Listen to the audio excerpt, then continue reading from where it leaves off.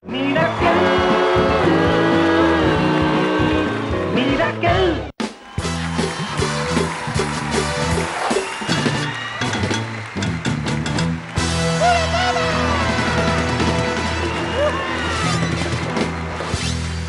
Back, দেখছেন মিরাক্কেল আক্কেল Challenger 6। সোম মঙ্গল বুধ রাত 9:30 থেকে 11টা বাঙালির জীবনে নির্মল আনন্দের একটি শো মিরাক্কেল।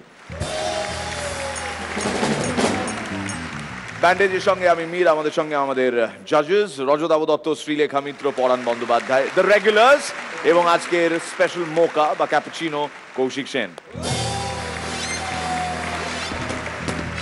80s-এই কি অভিনয় শুরু? সিরিয়াসলি হ্যাঁ, মানে তার আগে ওই শ্যামল সেন, চিত্রা সেনের ছেলে হবার কারণে ছোটবেলা থেকে বাড়িতে অসংখ্য মানুষের আনাগোনা এবং অভিনয়, সেইটা যদি তুমি ধরো তাহলে খুব শিশু বয়স থেকে অভিনয় বাবার গ্রুপে। কিন্তু সিরিয়াসলি হ্যাঁ 80s থেকে সিরিয়াসলি ভাবনা চিন্তা শুরু। তারপরে চাকরি করেছি একটা সময় বাবা অসুস্থ হওয়ার পরে একটা প্রাইভেট ফার্মে। কিন্তু তারপর কালপুরুষ যখন রাজা দাশগুপ্ত করলেন ওইখানের সুযোগটা, এবং তারপর ঘাড়ে ঘাড়ে সৌমিত্র চট্টোপাধ্যায় ডাকলেন পেশাদারি রঙ্গালয়ে অভিনয় করার জন্য। তো দেখলাম যে থিয়েটার করে মাস মাইনে পাচ্ছি, ভাবা যায়, তাহলে চাকরি করব কেন? ওই চাকরিকে তালাক দিয়ে অভিনয়তে ঢুকে পড়া এবং অভিনয়টা কন্টিনিউ করা। বাবান্দা কর্পোরেট হাউসেস প্রচুর রয়েছে যারা আজকে প্রফেশনাল থিয়েটার বা অ্যামেচার থিয়েটারকে ভীষণভাবে সাপোর্ট করছে, এবং এই বিভিন্ন কর্পোরেট কোম্পানির আয়োজনে যে থিয়েটার ফেস্টিভ্যালগুলো হয় সেখানে স্বপ্ন সন্ধানীও পার্টিসিপেট করেছে। তোমার কি মনে হয় তাতে আমাদের বাংলার থিয়েটার সমৃদ্ধ হয়েছে বা একটু উন্নতি হয়েছে সেটাতে? অবশ্যই আমি বলছি যে সমৃদ্ধ হয়তো শুধু ফিনান্স পেলে সমৃদ্ধ হয় না, কিন্তু একটা অ্যাটিটিউড আছে যে আমার যেটা মনে হয় যেটা আমাদের থিয়েটারে সবসময় ভীষণ ল্যাক করেছে। কখনো কখনো যখন একটা সময় আমাদের থিয়েটারের সঙ্গে যখন ভীষণভাবে একটা রাজনীতির যোগ ছিল, সেই সময় থেকে এটা শুরু হয়েছিল যে মানে আমি যদি কোনো একটা স্পন্সরশিপ পেলাম বা কিছু একটা হলো, তাহলে বোধহয় আমি কোথা থেকে বিচ্যুত হলাম, আমি থিয়েটারটা আর সেইভাবে করতে পারলাম না। মানে এইরকম কতগুলো ভুলভাল আইডিওলজিক্যাল ধারণা আমাদের থিয়েটারটাকে একটা সময় ভীষণ রকমভাবে শাসন করেছে, এবং তার থেকে অনেক ব্যাধি তৈরি হয়েছিল, যেটা আমার মনে হয়েছে থিয়েটারটাকে ভালো করার বদলে বারবার পিছিয়েই দিয়েছে। সেই রকম কিছু কিছু ট্যাবুজ থেকে বাংলা থিয়েটার বেরিয়ে এসেছে, সেইটা বাংলা থিয়েটারের পক্ষে ভালোই হয়েছে।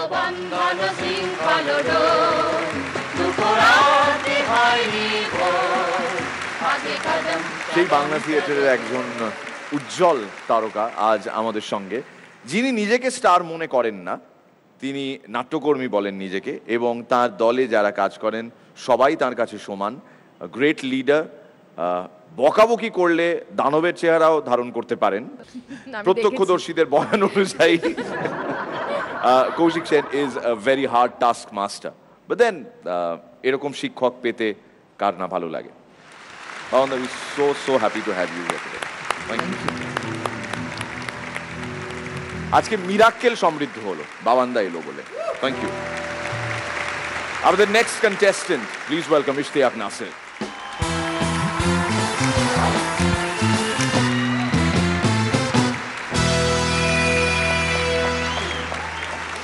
সেদিন আমাদের শুভদীপদার সাথে গল্প হচ্ছিল, ওই কথা বললেন যে জানিস ইদানিং লোকে বলা শুরু করেছে আমার বুদ্ধি নাকি নামতে নামতে অনেক নিচে নেমে গেছে, কি করি বলতো? বললাম কি আর করবে, এখন থেকে মাথা ব্যথার ট্যাবলেটগুলো জুতোর মধ্যে ভরে রাখো। বানর মানুষের চেয়ে বুদ্ধিমান, তারা জেনে শুনে কথা বলতে শুরু করেনি, কারণ তারা জানতো কথা বলতে শুরু করলেই কাজ করতে হবে। Very good, excellent. গত 31শে ডিসেম্বর আমাদের শুভদীপদা সারাদিন কোনো রকম বাথরুমে না যেয়ে রাত 11:59 বাথরুমে ঢুকলো। দেখে জিজ্ঞেস করলাম যে দাদা সারাদিন না যেয়ে এখন যাচ্ছ? বলে হ্যাঁ, অ্যাটলিস্ট 2012টা তো ফ্রেশভাবে শুরু করতে হবে, তাই না? সমুদ্রের ধারে এক মেয়ে বিকিনি পরে ডন দিচ্ছিল। বাহ। তো এই দেখে আমি এক দাদুকে জিজ্ঞেস করলাম, আচ্ছা দাদু আপনার কি মনে হয় এটা শরীরের জন্য খুব বেশি উপকারী? অবশ্যই, রোজ 3 মাইল হেঁটে আমি এই মেয়েটির ব্যায়াম দেখতে আসি। আমাদের রাজীব দা গেছেন একটা ডাক্তারের কাছে। ডাক্তারবাবু ইদানিং রাতের বেলা আমি খুব ভয়ানক দুঃস্বপ্ন দেখি আমার শাশুড়ি পানিতে পড়ে গেছেন আর একটা ভয়ঙ্কর কুমির তার দিকে এগিয়ে আসছে। একবার ভেবে দেখুন, ইয়া বড় বড় দাঁত, কুতকুতে চোখ, ঘৃণার দৃষ্টি, ঠান্ডা মেরে চামড়া, হ্যাঁ ঠিক আছে ঠিক আছে। আমি বুঝতে পেরেছি খুব ভয়ানক স্বপ্ন। না না ডাক্তারবাবু, এতক্ষণ তো কেবল আমার শাশুড়ি গল্প করলাম, কুমিরটার কথা তো বলিনি।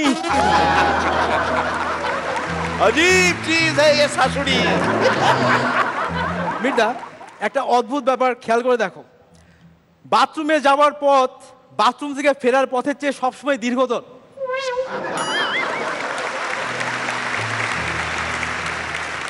ঘি যদি সোজা আঙ্গুলে না ওঠে তাহলে কি করবেন? কি কি কি ঘিটা গরম করে নিন। এক্সেলেন্ট।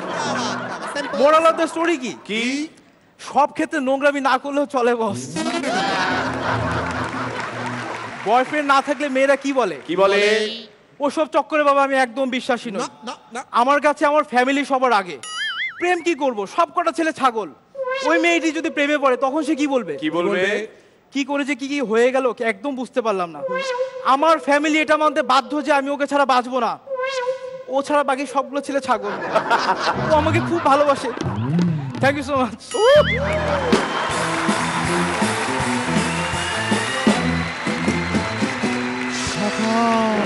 মায়ের ঘরে ছিঁড়া কথা আছে, ইহার প্রতি শ্রীলেখার মনে ব্যথা আছে। বটে বটে এটা বাবানদাকে জানিয়ে দিলাম আর কি। ওকে শ্রীলেখার খুব ফেভারিট একজন কন্টেস্ট্যান্ট, তাই শ্রীলেখাই আগে বলবে। ইশতিয়াক নাসিরের আজকের পারফরমেন্স কেমন লাগলো? তোমার একটা নিজস্বতা আছে, একটা ধরন আছে যেভাবে তুমি পরিবেশন করো। আজকে যেন মনে হয় একটু বেশি ক্যাজুয়ালি তুমি বললে, কোথায় একটা যেন একটু একটু জলটা বেশি হয়ে গেছে আমার মনে হয়। বাট অ্যাজ ইউজুয়াল লুকিং কুল। রনিদা কেমন লাগলো? আমার ভালোই লেগেছে, অল দ্য বেস্ট। বাবানদা?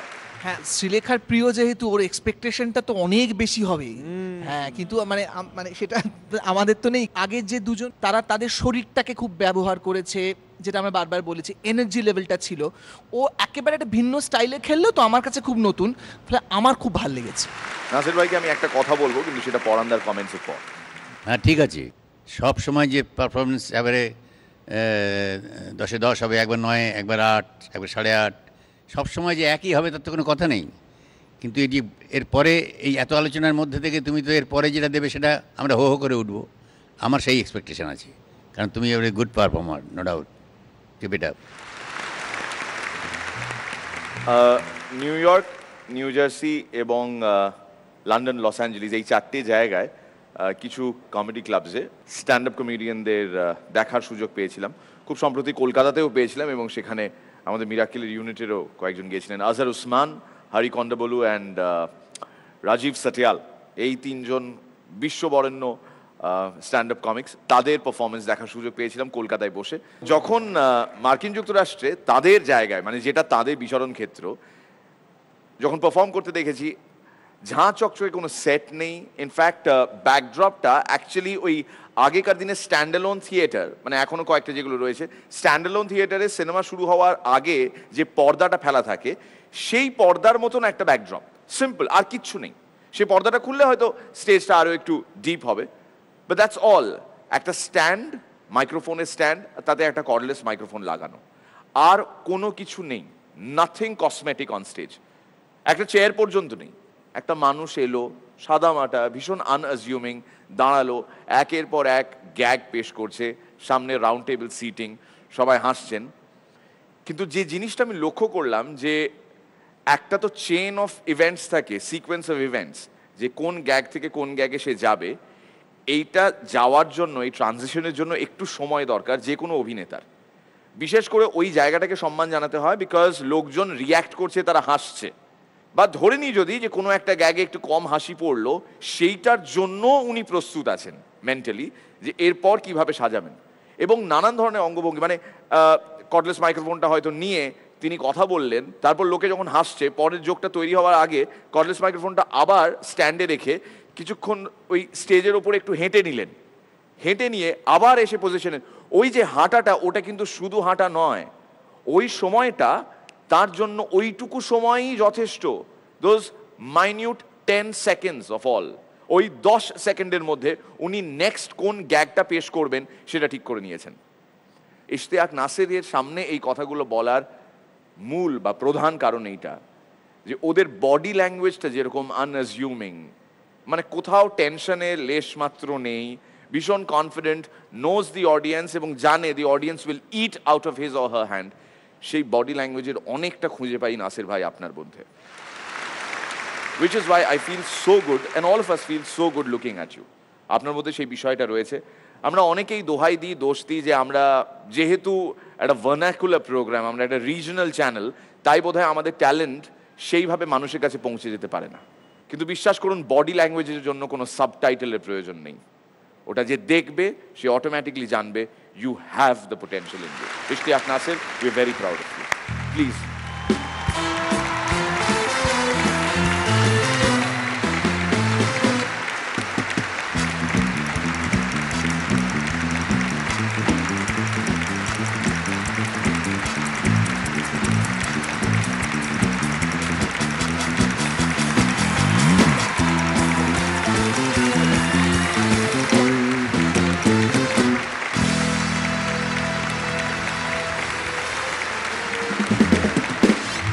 বাবানদা, খুব কঠিন একটা প্রশ্ন করছি তোমার।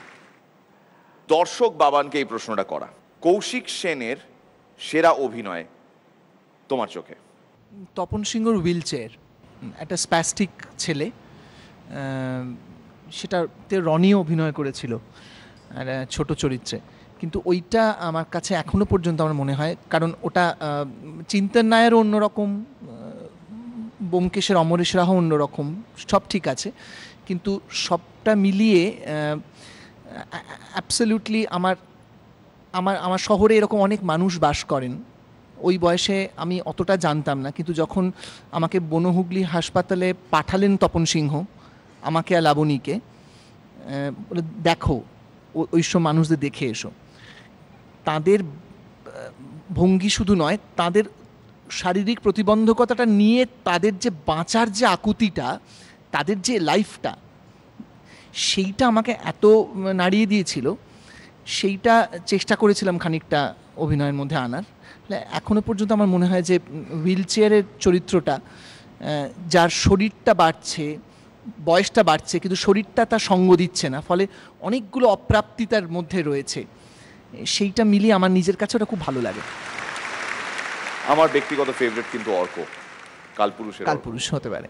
আর আমার সেই সময় অনেকে বলে না অমিতাভ বচ্চন বা মিঠুন চক্রবর্তীর মতন চুল বড় করার ইচ্ছে, সেইটা কিন্তু আমার ওদের দেখে হয়নি, আমার হয়েছিল তোমায় দেখে। তোমার যে একটা দামাল মতন একটা যে চেহারা ছিল, এবং সারাক্ষণ একটা ঘর মাখতো, এই সাথে ঝামেলা করছো, আসছো, কথা শুনছো না, অবাধ্য, কমপ্লিটলি অন্য একটা want to break free kind of a character. সেইটা আমাকে ভীষণ ইন্সপায়ার করেছিল। ওই বয়সে আমার রেবেল ফ্যাবেল হওয়ার কোনো ইচ্ছে ছিল না, কিন্তু তোমায় দেখলে জানি না কি সেটা, কিন্তু কিছু একটাকে না বলতে ইচ্ছে করতো, কিছু একটার বিরুদ্ধে প্রতিবাদ করতে ইচ্ছে করতো, অথচ I was a very happy child, very satisfied, কিন্তু তাও মনে হতো কিছু একটাকে না বললেই নয়।